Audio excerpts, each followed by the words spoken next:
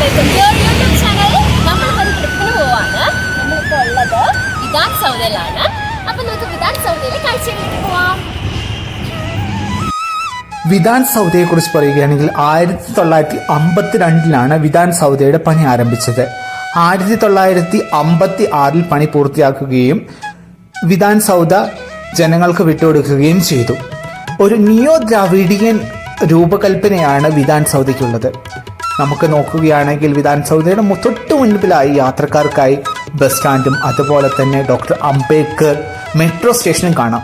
Opposite തന്നെയായി നമുക്ക് government of കർണാടകയുടെ ഹൈക്കോർട്ടും കാണാം. അതായത് ഹൈക്കോർട്ട് ഓഫ് കർണാടക കാണാം. അതും ഏകദേശം സെയിം സ്ട്രക്ചറിലാണ് നമുക്ക് രൂപകൽപ്പന ചെയ്തിരിക്കുന്നത്. നമുക്ക് മുന്നോട്ട് നോക്കുകയാണെങ്കിൽ ഡോക്ടർ അംബേദ്കറുടെ ഒരു സ്റ്റാച്ചു അല്ലെങ്കിൽ ഒരു പ്രതിമ കാണാം.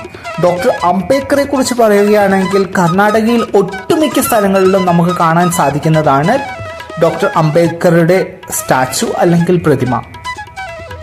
നമുക്ക് ഡോക്ടർ അംബേദ്കറെ എന്തുകൊണ്ട് കർണാടകയുടെ ജനങ്ങൾ ആരാധിക്കുന്നു അല്ലെങ്കിൽ ആദരവ് കാണിക്കുന്നു എന്ന് പറയുകയാണെങ്കിൽ നമുക്ക് പ്രധാനമായിട്ടും നോക്കാനുള്ളത് ഡോക്ടർ അംബേദ്കർ എന്ന് പറയുന്ന വ്യക്തി ദളിത് വിഭാഗത്തിൻ്റെ ഉന്നമനത്തിന് വേണ്ടി പ്രവർത്തിക്കുന്ന ഒരാളാണ്. ദളിത് വിഭാഗത്തിൽ നിന്നും ഉയർന്നു വന്ന ഒരു വ്യക്തിയും കൂടിയാണ്. അതുകൊണ്ടാണ് ഡോക്ടർ അംബേദ്കറിന് കർണാടക അത്രയും ഇമ്പോർട്ടൻസ് കൊടുക്കുന്നത്. നമുക്ക് മുന്നോട്ട് നോക്കുകയാണെങ്കിൽ പല രാജാക്കന്മാരുടെയും പ്രതിമകൾ കാണാൻ പറ്റും. വലതുവശത്തും ഇടതുവശത്തുമായിട്ട് വെങ്കലത്തിൽ കൊത്തിയെടുത്ത രാജാവിൻ്റെ ഒരു കുതിരപ്പുറത്തിരിക്കുന്ന ഒരു സ്റ്റാച്ചു കാണാൻ പറ്റും. നമുക്ക് മുന്നോട്ട് നീങ്ങുകയാണെങ്കിൽ പച്ച പരവതാനി വിരിച്ചതുപോലെയുള്ള ഒരു ഗാർഡനാണ് നമുക്ക് മുൻപിലുള്ളത്. നമുക്ക് അങ്ങോട്ടുള്ള എൻട്രൻസ് ഇല്ലാത്തത് കൊണ്ട് നമുക്ക് അങ്ങോട്ട് കയറി ഒന്നും ഷൂട്ട് ചെയ്യാൻ സാധിക്കുന്നില്ല. അവിടെ എല്ലാ ഡീറ്റെയിൽസും രാജാവിനെക്കുറിച്ചും അദ്ദേഹത്തിൻ്റെ പ്രവർത്തികളെക്കുറിച്ചും എല്ലാ ഡീറ്റെയിൽസും അവിടെ എഴുതി വച്ചിട്ടുണ്ട്. മുകളിൽ നോക്കുകയാണെങ്കിൽ നമുക്ക് അതിമനോഹരമായ ഒരു സ്കൈ വ്യൂ നമുക്ക് പ്രദാനം ചെയ്യുന്നുണ്ട്. പക്ഷികളും അതുപോലെയുള്ള ജീവജാലങ്ങളുമെല്ലാം മുകളിൽ കൂടി പറന്ന് കളിക്കുന്നത് നമുക്ക് കാണാൻ സാധിക്കുന്നതാണ്. മുന്നോട്ട് പോവുകയാണെങ്കിൽ ഒത്തിരി ടൂറിസം ഡെവലപ്മെൻറ്റിന് വേണ്ടിയിട്ട് ഈ വിധാൻ സൗദ ഒത്തിരി ഇമ്പോർട്ടൻസ് കൊടുക്കുന്നുണ്ട്. കാരണം ഈ ഒരു നിയോ ദ്രാവിഡിയൻ സ്ട്രക്ചർ കാണാൻ വേണ്ടിയിട്ട് പലരും വരുന്നുണ്ട്. നമുക്ക് കാണുകയാണെങ്കിൽ ഇവിടെ government work is God's work എന്ന് എഴുതി വെച്ചിരിക്കുന്ന കാണും. പലപ്പോഴും നമ്മുടെ ഇപ്പോഴത്തെ പൊളിറ്റീഷ്യൻസ് ഒന്നും ഗവൺമെൻറ് വർക്ക് ഗോഡ്സ് വർക്കായിട്ട് കാണുന്നില്ല എന്നുള്ളത് ഒരു ഫാക്റ്റ് ആണ്. നമുക്ക് മുകളിലേക്ക് നോക്കുകയാണെങ്കിൽ കർണാടകയുടെ സിമ്പിൾ അവിടെ എനേബിൾ ചെയ്ത് വെച്ചിട്ടുണ്ട്. പിന്നെ നമുക്ക് കുറച്ച് ഇൻസ്ട്രക്ഷൻസും കാര്യങ്ങളൊക്കെ അവിടെ ഒരു ബോർഡിൽ സൈൻ ബോർഡിൽ എഴുതി വെച്ചിരിക്കുന്നത് കാണാം. നമുക്ക് ഒരു ലെഫ്റ്റ് സൈഡിലേക്ക് വരുമ്പോൾ വീണ്ടും ഒരു സ്റ്റാച്ചു കാണാൻ പറ്റുന്നുണ്ട്. നമുക്ക് ഇവിടെ കാണുകയാണെങ്കിൽ BBMPയുടെ ഒരു ബോർഡ് കാണാൻ പറ്റുന്നുണ്ട്, വിധാന സൗദ എന്നൊക്കെ പറഞ്ഞിട്ട്. ഇവിടെയും അതുപോലെ തന്നെ ലെഫ്റ്റ് സൈഡിലായിട്ടും ഒരു രാജാവിന്റെ സ്റ്റാച്ചു ഉണ്ട്. അതും വെങ്കലത്തിൽ തീർത്ത ഒരു സ്റ്റാച്ചു ആണ്.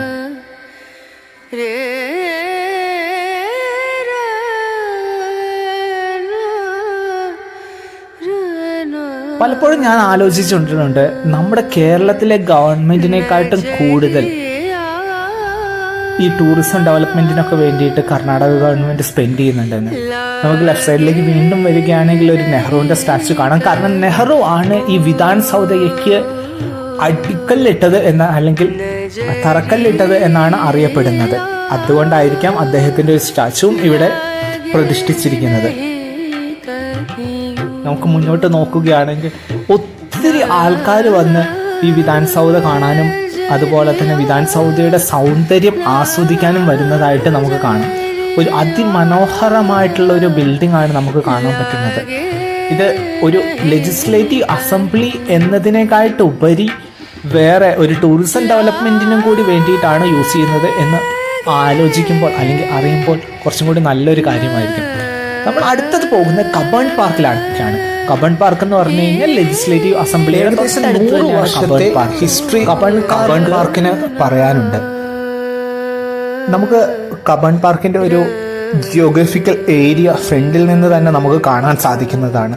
പലപ്പോഴും ഫാമിലി ആയിട്ട് ബാംഗ്ലൂരിൽ സിറ്റിയിൽ താമസിക്കുന്ന പലർക്കും ഒന്ന് സ്പെൻഡ് ചെയ്യണമെങ്കിൽ, ഒന്ന് റിലാക്സ് ചെയ്യണമെങ്കിൽ മോസ്റ്റ്ലി നമുക്ക് അറിയാൻ പറ്റും ബാംഗ്ലൂർ സിറ്റിയിൽ താമസിക്കുന്ന പലരും IT മേഖലയിൽ വർക്ക് ചെയ്യുന്ന ആളാണ്. പലപ്പോഴും സ്ട്രെസ്ഫുൾ ആയിട്ടുള്ള ഒരു സിറ്റുവേഷനിൽ ഒന്ന് റിലാക്സ് ചെയ്യാൻ വേണ്ടിയിട്ട് ഒന്ന് പുറത്തോട്ട് ഇറങ്ങണമെങ്കിൽ നമുക്ക് കബേർഡ് പാർക്ക് ഒരു one of the best option ആണെന്ന് വേണമെങ്കിൽ പറയാം. ആൾക്കാർക്ക് നടക്കാനാണെങ്കിലും ഇരിക്കാനാണെങ്കിലും എല്ലാത്തിനും അതിൻ്റേതായിട്ടുള്ള സൗകര്യങ്ങളും കാര്യങ്ങളും ഉണ്ട്. നമുക്ക് പ്രത്യേകിച്ച് ഒരു ക്ലീൻനെസ്സോട് കൂടിയ ഒരു കബേർഡ് പാർക്കാണ് നമുക്കിവിടെ കാണാൻ സാധിക്കുന്നത്. നമ്മുടെ കേരളത്തിലേക്ക് വരികയാണെങ്കിൽ പല പാർക്കുകളും ഇന്ന് വളരെ ശോചനീയമായിട്ടുള്ള ഒരു അവസ്ഥയിലാണ് നമുക്കിപ്പോൾ കാണാം. പക്ഷെ ഇവിടെ അങ്ങനെയല്ല, പലപ്പോഴും വെൽ മെയിൻറ്റെയിൻഡ് ആയിട്ടുള്ള പാർക്കുകളും ഗാർഡൻസും ആണ് കാണുന്നത്. അതുകൊണ്ടാണ് ബാംഗ്ലൂർ എന്ന് പറയുന്നത് ഗാർഡൻ സിറ്റി ഓഫ് ഇന്ത്യ എന്നുള്ള രീതിയിൽ പറയുന്നത്. നമ്മളിവിടെ വരികയാണെങ്കിൽ നമുക്ക് കാണാൻ സാധിക്കും പലപ്പോഴും പലരും പല മൾട്ടിപർപ്പസ് എന്നുള്ള രീതിയിലാണ് ഇവിടെ സ്കേറ്റിങ്, അതുപോലെ തന്നെ ഗെയിംസ്, എല്ലാത്തിനും ആൾക്കാർ ഇമ്പോർട്ടൻസ് കൊടുക്കുന്നുണ്ട്. ഇപ്പോൾ നമുക്ക് നോക്കുകയാണെങ്കിൽ സ്കേറ്റിങ്ങിനൊക്കെ ഒത്തിരി പിള്ളേർ സാറ്റർഡേ സൺഡേസ് ആണെങ്കിലും ഹോളിഡേയ്സിലൊക്കെ വരുന്നത് കാണാം. അപ്പോൾ കുറേ ട്രെയിനിങ് ഇൻസ്റ്റിറ്റ്യൂട്ട്സും ഈ ഒരു സ്പേസ് യൂട്ടിലൈസ് ചെയ്യുന്നുണ്ട്. ബാംഗ്ലൂർ എന്ന് പറയുന്നത് ഒരു മെട്രോപൊളിറ്റൻ സിറ്റി ആയതുകൊണ്ട് പലപ്പോഴും അവർക്ക് അതിൻ്റേതായിട്ടുള്ള സ്പേസും കാര്യങ്ങളൊക്കെ കുറവായതുകൊണ്ട് നമുക്ക് ഇങ്ങനെയുള്ള ഗാർഡൻസും അല്ലെങ്കിൽ പാർക്കുകളും ആണ് യൂസ് ചെയ്യുന്നത്. പിള്ളേരൊക്കെ ഭയങ്കര സന്തോഷത്തിലാണെന്ന് തോന്നുന്നു ഇന്നിപ്പോൾ സാറ്റർഡേ അല്ലെങ്കിൽ ഒരു ഹോളിഡേ ആയതുകൊണ്ട്. ഇവിടെ നിന്ന് നോക്കുകയാണെങ്കിൽ നമുക്ക് UP സിറ്റിയുടെ ടോപ്പ് കാണാൻ സാധിക്കുന്നതാണ്. മറ്റൊരു പ്രത്യേകത എന്ന് പറഞ്ഞു കഴിഞ്ഞാൽ നമുക്കിവിടെ ബെഞ്ചുകളും കാര്യങ്ങളൊക്കെ ഇട്ടിട്ടുണ്ട്. നമുക്ക് കുറച്ച് നേരം വന്ന് സ്പെൻഡ് ചെയ്യണമെങ്കിൽ അല്ലെങ്കിൽ ഇരിക്കണമെങ്കിൽ ഇരിക്കാനുള്ള ഇതുണ്ട്. പുൽത്തട്ടിൽ വേണമെങ്കിൽ ഇരിക്കാം, അല്ലെങ്കിൽ നടക്കാം, എന്ത് വേണമെങ്കിലും ചെയ്യാനുള്ള സൗകര്യം നമുക്ക് ഈ ഒരു ഗാർഡനിൽ ഉണ്ട് എന്നുള്ളത് വളരെ പ്രശംസിക്കാൻ പറ്റുന്ന ഒരു കാര്യമാണ്. അടുത്തത് നമ്മൾ പോകുന്നത് ലാൽബാഗിലേക്കാണ്. Lalbagh botanical garden originally created in 1870 under major general Richard Sankey. അത് നമുക്ക് ഏകദേശം ഒരു 100 acres ഓഫ് ലാൻഡ് ആണ് ഇതിൽ ഉള്ളത്. 100 acres ഓഫ് ലാൻഡ് അത് ഈ സിറ്റിയുടെ ഹാർട്ടിലാണ്, അതായത് സെൻട്രൽ ഓഫ് സിറ്റി എന്ന് പറയുന്നത് ലാൽബാഗ് ആണ്. നമുക്ക് തൊട്ടടുത്ത് തന്നെയാണ്, ഏകദേശം ഒരു 5 kilometers ഉള്ളൂ നമുക്ക് ക്രൈസ്റ്റ് യൂണിവേഴ്സിറ്റി, മജസ്റ്റിക്, അതുപോലെ തന്നെയുള്ള ഒട്ടുമിക്ക എല്ലാ സ്ഥലങ്ങളിലേക്കും ഈസി ആക്സസ് ആണ് ഇവിടെ നിന്നും നമുക്ക് കിട്ടുന്നത്. ഏകദേശം നല്ല രീതിയിൽ ഇവിടെയും മെയിൻറ്റെയിൻ ചെയ്തിട്ടുണ്ട്. നമുക്ക് നോക്കുകയാണെങ്കിൽ ഒത്തിരി വിസിറ്റേഴ്സ് ഉണ്ട്. ഇവിടെ എൻട്രൻസ് ഫീ ഉണ്ട്. നമുക്ക് ഏകദേശം ഒരു 40 rupees അടുത്ത് പേ ചെയ്യണം. 40 rupees അടുത്ത് പേ ചെയ്താൽ മാത്രമാണ് നമുക്ക് ഇങ്ങോട്ട് എൻട്രൻസ് കിട്ടുള്ളൂ. ഇവിടെ തന്നെ നമുക്ക് കാണാൻ സാധിക്കും doctor MH Marigowda national historical library എന്നുള്ള ഇതൊക്കെ കാണാൻ പറ്റും. നമുക്ക് അങ്ങനെ ഒത്തിരി ഹിസ്റ്റോറിക്കൽ അല്ലെങ്കിൽ ഗാർഡനിങ് അല്ലെങ്കിൽ ഹോർട്ടിക്കൾച്ചറുമായിട്ട് റിലേറ്റഡ് ആയിട്ടുള്ള കുറേ സംഭവങ്ങൾ ഇതിൻ്റെ ഉള്ളിൽ തന്നെ, ഈ ഗാർഡൻ്റെ ഉള്ളിൽ തന്നെ ഉണ്ട്. ഇവിടെ നമുക്ക് വേറൊരു ബോർഡും കൂടി വെച്ചിട്ടുണ്ട്, ഡോക്ടർ MH ഗൗഡ സംതിങ് അങ്ങനെ എന്തോ എഴുതി വെച്ചിട്ടുണ്ട്. നമുക്ക് പലപ്പോഴും ഇവിടെ കാണാൻ പറ്റുന്നത് ഫാമിലി ആയിട്ട് വന്നിരുന്ന ആൾക്കാരുണ്ട്, കപ്പിൾസ് ഉണ്ട്, എല്ലാത്തിനുള്ള സൗകര്യമുണ്ട്. ഇത് എന്ന് പറയുന്നത് ഇതിന് പറയുന്നത് ഗ്ലാസ് ഹൗസ് എന്നാണ്. അതായത് റൂഫൊക്കെ ഗ്ലാസ് കൊണ്ടാണ്, തനി ഗ്ലാസ് ആണ് ഇതിന് യൂസ് ചെയ്തേക്കുന്നത്. ഈ ഗ്ലാസ് ഹൗസ് ലാൽബാഗ് ബൊട്ടാണിക്കൽ ഗാർഡൻ്റെ സെൻട്രൽ ആയിട്ടാണ് നമുക്കിത് സ്ഥിതി ചെയ്യുന്നത്. അതായത് ഏകദേശം നടുക്കായിട്ടായിരിക്കും ഇത് ഉള്ളത്. ഇതിൻ്റെ പ്രത്യേകത എന്ന് പറഞ്ഞു കഴിഞ്ഞാൽ ഞാൻ നേരത്തെ പറഞ്ഞതുപോലെ ഇത് കംപ്ലീറ്റ് ആ ഒരു സ്ട്രെച്ച് എല്ലാം ഗ്ലാസ് വെച്ചിട്ടാണ് രൂപകൽപ്പന ചെയ്തിട്ടുള്ളത്. നമുക്ക് നാഷണൽ ഹോളിഡേയ്സ് ആയിട്ടുള്ള ഇൻഡിപെൻഡൻസ് ഡേ, അതുപോലെ തന്നെ റിപ്പബ്ലിക് ഡേക്കൊക്കെ ഇവിടെ ലാൽബാഗിൽ നമുക്ക് ഫ്ലവർ ഷോസ് ഉണ്ടാവാറുണ്ട്. ഇന്നിപ്പം സാറ്റർഡേ ആണ്, നമുക്കതുകൊണ്ട് പ്രത്യേകിച്ച് ഒന്നുമില്ല, നമുക്ക് ജസ്റ്റ് വിസിറ്റ് ചെയ്യാം, അല്ലെങ്കിൽ അങ്ങനെയുള്ളൊരു ഇത് മാത്രമേ ഉള്ളൂ. 40 രൂപ എൻട്രൻസ് ഫീ കൊടുത്താലും നമുക്ക് അതിനനുസരിച്ച് എൻജോയ് ചെയ്യാനുള്ള ഏരിയ നമുക്ക് ഇവിടെ ഉണ്ട്. ഏരിയ ഉണ്ടതുകൊണ്ടും വെൽ മെയിൻറ്റെയിൻഡ് ആയതുകൊണ്ടും നമുക്ക് യാതൊരു രീതിയിലുള്ള ടെൻഷൻസും കാര്യങ്ങളും വേണ്ട. പിന്നെ സെക്യൂരിറ്റിയുടെ കാര്യത്തിലാണെങ്കിലും എല്ലായിടത്തും അവരുടെ ആൾക്കാരും കാര്യങ്ങളും ഉണ്ട്, ഗൈഡുകളുണ്ട്. ഇപ്പം നമുക്കിപ്പം നടക്കാൻ പറ്റില്ല, നമുക്ക് ലാൽബാഗ് ബൊട്ടാണിക്കൽ ഗാർഡൻ മൊത്തം കാണണം എന്നുണ്ടെങ്കിൽ പോലും അവിടെയൊക്കെ ബഞ്ചി സർവീസുകളുണ്ട്. ഇതിൻ്റെ ഉള്ളിൽ നിന്ന് ഞാൻ പറഞ്ഞില്ല, നേരത്തെ പറഞ്ഞ പോലെ ഗ്ലാസ് ഹൗസിൻ്റെ ഉള്ളിലുള്ള ഭാഗമാണ്, അതായത് ഇൻറ്റീരിയർ ഏരിയ ആണ് നമുക്ക് കാണാൻ സാധിക്കുന്നത്. ഒത്തിരി ആൾക്കാർ ഇന്ന് ലീവ് ഹോളിഡേ ആയതുകൊണ്ട് ഇവിടെ വരുന്നുണ്ട്. ഇവിടെ നമുക്ക് അതുപോലെ തന്നെ കുറച്ച് സ്ട്രെച്ചറുകളും കാര്യങ്ങളൊക്കെ ഉണ്ടാക്കി വെച്ചിട്ടുണ്ട്. ഒരു പീകോക്കിനെയൊക്കെ ഇവിടെ ലെഫ്റ്റ് സൈഡിലായിട്ട് കാണാൻ സാധിക്കുന്നുണ്ട്. കുറച്ച് സണ്ണി ആണെന്ന് തോന്നുന്നു. ഇവിടെ ബാംഗ്ലൂരിലത്തെ ക്ലൈമറ്റ് നമുക്ക് ഒരിക്കലും നമുക്ക് പ്രെഡിക്റ്റ് ചെയ്യാൻ പറ്റില്ല. രാവിലെ നല്ല തണുപ്പായിട്ടിരിക്കുമ്പോഴായിരിക്കും 10 മണിയാകുമ്പോഴത്തേക്കും ഭയങ്കര ചൂടാവും, ഉച്ച കഴിയുമ്പോഴത്തേക്കും മഴ പെയ്യും. നമുക്കൊന്നും പ്രെഡിക്റ്റ് ചെയ്യാൻ പറ്റില്ല. പക്ഷെ ഇന്നത്തെ മാനം ഒക്കെ അടിപൊളിയായിട്ടുണ്ട്. ഭയങ്കര വിസിബിളായിട്ടുള്ള ഒരു ക്ലൈമറ്റാണ് ഇന്ന് എന്തായാലും നമുക്ക് കാണാൻ സാധിക്കുന്നത്. മലയാളീസൊക്കെ ആണെങ്കിൽ കുറേ പേര് ഇവിടെ ലാൽബാഗ് ഒക്കെ വിസിറ്റ് ചെയ്യാൻ വരാറുണ്ട്. നാട്ടിൽ നിന്നും ഒരു ഹോളിഡേയ്സ് അല്ലെങ്കിൽ മക്കളുടെ അടുത്തൊക്കെ വരുന്ന പാരൻസ് ആണെങ്കിലും എല്ലാവരും ലാൽബാഗ് അല്ലെങ്കിൽ കബൺ പാർക്ക് എന്നുള്ള സ്ഥലങ്ങളിലൊക്കെ വിസിറ്റ് ചെയ്യുന്ന ഇത് കാഴ്ച കാണാൻ പറ്റും. ഇന്ന് ഹോളിഡേ ആയതുകൊണ്ട് ഞങ്ങൾ പല ഫാമിലീസിനെ ഇവിടെ കാണാൻ സാധിച്ചു. എല്ലാവരും ഒട്ടുമിക്ക കുറേ പേര് മലയാളി ഫാമിലീസാണ് ഇവിടെ വരുന്നവർ.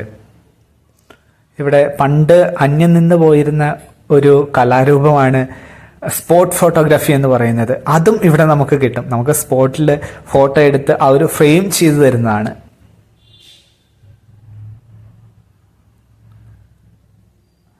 ഈ ഗ്ലാസ് ഹൗസിനെ കുറിച്ചൊരു ചെറിയൊരു ഡിസ്ക്രിപ്ഷൻ കൊടുത്തിട്ടുണ്ട്. അത് എന്താണ് അത് സ്കാൻ ചെയ്ത് കഴിഞ്ഞാൽ നമുക്ക് അത് ലൈവായിട്ട് കാണാമെന്നൊക്കെയാണ് പറയുന്നത്. എനിക്ക് കൃത്യമായിട്ട് അറിയില്ല, ഞാൻ ചെയ്ത് നോക്കിയതുമില്ല. സമയപരിമിതി കൊണ്ട് മാത്രമാണ്. നടക്കാൻ വേണ്ടിയിട്ടുള്ള ഏരിയ ഒക്കെ നമുക്ക് ഇവിടെ കാണാൻ സാധിക്കുന്നതാണ്. ഇത് എനിക്ക് തോന്നുന്നു നമ്മുടെ നാട്ടിലെ ഏലത്തിൻ്റെ അതേ ഒരു രൂപം കാണുന്നുണ്ട്. ഇത് ഏലം ആണോ എന്ന് ചോദിച്ചു കഴിഞ്ഞാൽ എനിക്കറിയില്ല. ഏലം ആണെന്ന് തോന്നുന്നു. ഞാൻ നോക്കിയപ്പോൾ ഞാനും അത്രയ്ക്ക് അറിവില്ലാത്തത് കൊണ്ട് എനിക്ക് മനസ്സിലാവുന്നില്ല. നമുക്ക് ഇവിടെ ഒരു കൊക്കിനെയൊക്കെ ഞാൻ ഇങ്ങനെ കണ്ടപ്പോൾ ജസ്റ്റ് ഒന്ന് ഷൂട്ട് ചെയ്ത് വെച്ചിട്ടുണ്ട്. പല പക്ഷികളും ഈ ഒരു ടൗണിൻ്റെ നടുക്കുള്ള ഒരു പാർക്കായതുകൊണ്ട് പലപ്പോഴും ഈ കോൺക്രീറ്റ് ബിൽഡിങ്ങിൻ്റെ ഒക്കെ ഇടയിൽ അവർക്കൊന്നും അധികം ശ്വാസം കിട്ടാത്തത് കൊണ്ടായിരിക്കും ഇങ്ങനെയുള്ള സ്ഥലങ്ങളിലൊക്കെ വന്ന് നിൽക്കുന്നത്. ഇതൊക്കെ ഫോറിൻ കൺട്രീസിൽ കാണുന്ന തരത്തിലുള്ള മരങ്ങളാണ് ഇവിടെയൊക്കെ വെച്ച് പിടിപ്പിച്ചിരിക്കുന്നത്. എനിക്ക് തോന്നുന്നു ബ്രിട്ടീഷുകാരുടെ കാലത്ത് വെച്ച് പിടിപ്പിച്ച മരങ്ങളാണെന്ന് തോന്നുന്നു. ഒരു പടുകൂറ്റൻ ആല് നമുക്കിവിടെ കാണാം. പടുകൂറ്റൻ എന്ന് പറഞ്ഞു കഴിഞ്ഞാൽ വലിയൊരു കൂറ്റൻ ആല് തന്നെയാണ്.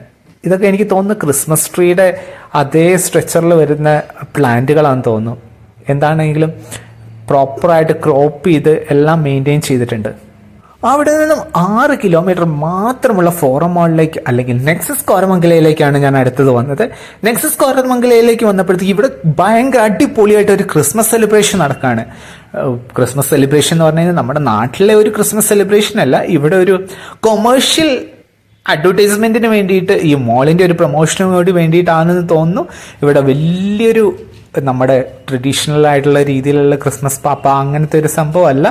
ഇവിടെ തനത് കർണാടക രീതിയിലും ഒരു കൊമേഴ്ഷ്യൽ ഒരു മോളിലൊക്കെ ആണെങ്കിൽ നിങ്ങൾക്ക് അറിയാമല്ലോ, ഒരു കൊമേഴ്ഷ്യൽ ഇതായിട്ടുള്ള രീതിയിലാണ് ഒരു ക്രിസ്മസ് സെലിബ്രേഷനാണ് ഇവിടെ നടക്കുന്നത്. അവരുടേതായിട്ടുള്ള രീതിയിൽ ആ ക്രിസ്മസിൻ്റെ ആ ഹിസ്റ്ററി അല്ലെങ്കിൽ ക്രിസ്മസ് അല്ലെങ്കിൽ ക്രിസ്തുവാര എന്നുള്ള രീതിയിലല്ല, ജസ്റ്റ് ഒരു കൊമേഴ്ഷ്യൽ, അതായത് അവരുടെ മോളിൻ്റെ പ്രൊമോഷന് വേണ്ടിയിട്ട് അല്ലെങ്കിൽ ആൾക്കാരെ കുറച്ച് അട്രാക്ട് ചെയ്യാൻ വേണ്ടിയിട്ടുള്ള ഒരു സെലിബ്രേഷൻ എന്ന് മാത്രമായിരിക്കും അവർ ഉദ്ദേശിക്കുന്നത്. ഈ ഒരു 3-4 ഏരിയ, അതായത് വിധാൻ സൗദ, കബേൺ പാർക്ക്, ലാൽബാഗ്, നെക്സസ് കോരമംഗലം. ഇപ്പം നാട്ടിൽ നിന്നൊക്കെ ആരെങ്കിലുമൊക്കെ വരികയാണെങ്കിൽ ഒരു 1 ഡേ ട്രിപ്പ് പ്ലാൻ ചെയ്യുകയാണെങ്കിൽ ഒരു മോർണിംഗ് സ്റ്റാർട്ട് ചെയ്തിട്ട് വൈകുന്നേരം ഈവനിങ് ഒരു 5 o'clock ഒക്കെ ആകുമ്പോഴത്തേക്ക് എൻഡ് ചെയ്യണമെന്നുണ്ടെങ്കിൽ നാട്ടിൽ പാർക്കായി ഒരു ഹിസ്റ്റോറിക്കൽ പ്ലേസ് വിസിറ്റ് ചെയ്തു. പിന്നെ അതുപോലെ തന്നെ ഒരു മോൾ വിസിറ്റ് ചെയ്തു.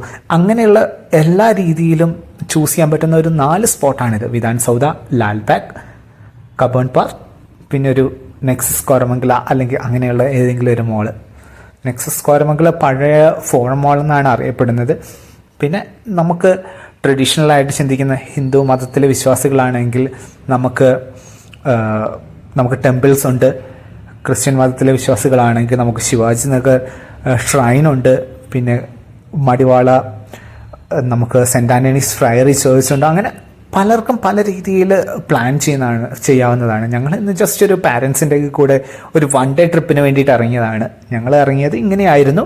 നിങ്ങൾക്ക് നിങ്ങളുടേതായ രീതിയിൽ പ്ലാൻ ചെയ്യണമെങ്കിൽ അങ്ങനെയും ചെയ്യാവുന്നതാണ്. എന്താണെങ്കിലും ഈ സെലിബ്രേഷൻസ് കഴിഞ്ഞ് ഞങ്ങൾ നേരെ വീട്ടിലേക്ക് വെച്ചുപിടിപ്പിക്കുന്നതായിരിക്കും. Thanks for watching. നിങ്ങൾ ഈ ചാനൽ ആദ്യമായിട്ട് വാച്ച് ചെയ്യുന്നവരാണെങ്കിൽ സബ്സ്ക്രൈബ് ചെയ്യാൻ മറക്കരുത്. കൂടെ ആ ബെല്ലൈക്കണും കൂടി ഒന്ന് പ്രസ് ചെയ്യുകയാണെങ്കിൽ വളരെ നല്ലതായിരിക്കും. Thank you once again.